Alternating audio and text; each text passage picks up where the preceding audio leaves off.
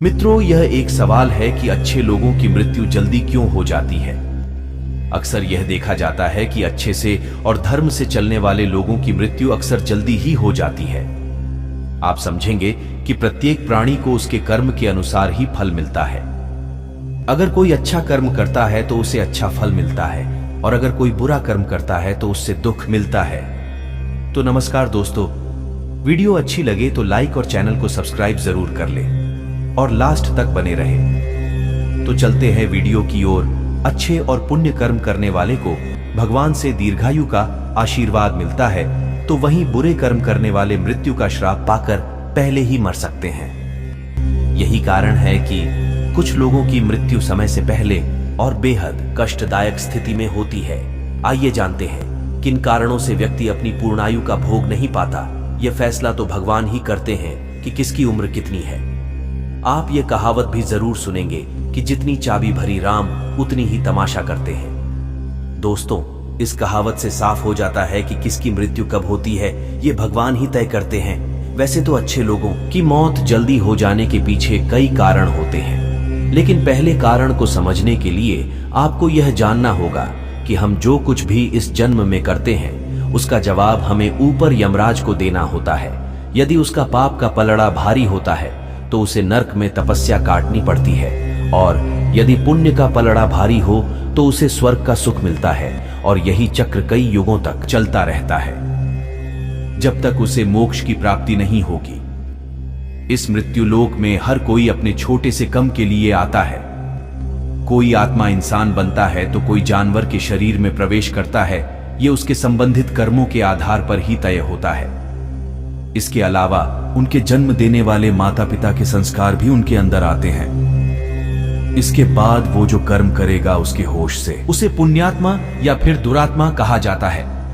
अब यही पुण्य आपकी मृत्यु की तारीख को भी बदल देते हैं। जिस तरह से एक जज जेल में रहने वाले कैदी के व्यवहार को देखकर उसकी सजा कम कर देता है, ठीक उसी तरह भगवान भी देखते हैं कि इंसान मौत में जाने के बाद अच्छा कर्म कर रहा है और उसे अपने किए की सजा मिली है, और जब उन्हें लगता है कि अब उसे मृत्यु लोक में नहीं रहना चाहिए, तब वह उसे बुला रहे हैं। भगवान के विधान के अनुसार प्रत्येक व्यक्ति को केवल इतना ही दंड दिया जाना चाहिए जितना कि पाप किया जाता है। अब क्योंकि अच्छे लोगों के पाप कर्म बुरे लोगों के पाप कर्मों की तुलना में अधिक होते हैं, इसलिए अच्छे लोग अपने पापों का फल जल्दी ही कम लेते हैं।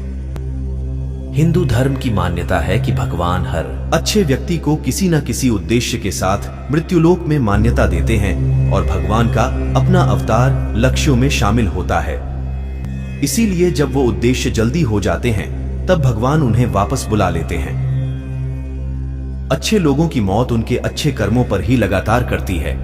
इसके अलावा आपको ये भी बताते हैं कि जो लोग ये कहते हैं कि मरने के बाद इंसान खाली हाथ जाता है, उन्हें जान लेना चाहिए कि 3 चीजें ऐसी हैं जो मरने के बाद भी उनके साथ जाती हैं। एक है विशिष्ट कर्म, दूसरा है स्मृति, और तीसरा है जागृत। इसीलिए अब आप किसी से ये मत कहना कि आप खाली हाथ आए थे और खाली हाथ छोड़ देंगे। इसकी वजह है मनुष्य में सत्य एवं असत्य का विवेकी हमारी बुद्धि का होना। लेकिन इस धरती पर हम दुनियादारी के चक्र में कुछ इस तरह फंस जाते हैं कि हमारी बौद्धिक सीमा में ही सिमट कर रह जाती है।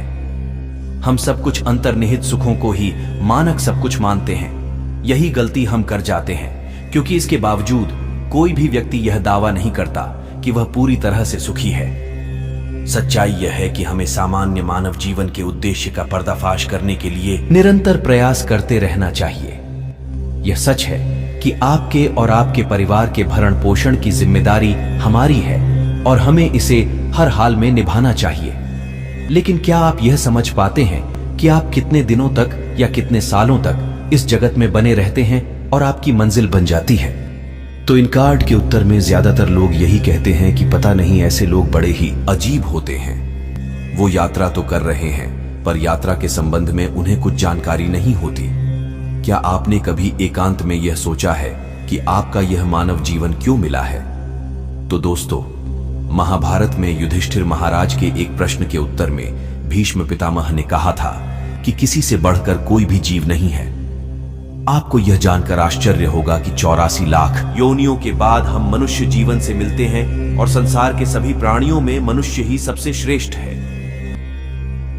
मित्रों, धर्म कोई सा भी क्यों ना हो, हर किसी में यही बताया गया है कि जिसने इस धरती पर जन्म लिया है उसकी मृत्यु निश्चित है। और अगर बात सनातन धर्म की करें तो इसकी एक मान्यता के अनुसार बच्चे के जन्म की छठी रात ही ब्रह्मा जी उसकी किस्मत लिख देते हैं, जिसमें उसके आने वाले कल जैसे विवाह, पढ़ाई, नौकरी, यहाँ तक कि मृत्यु की तारीख तक शामिल होती है।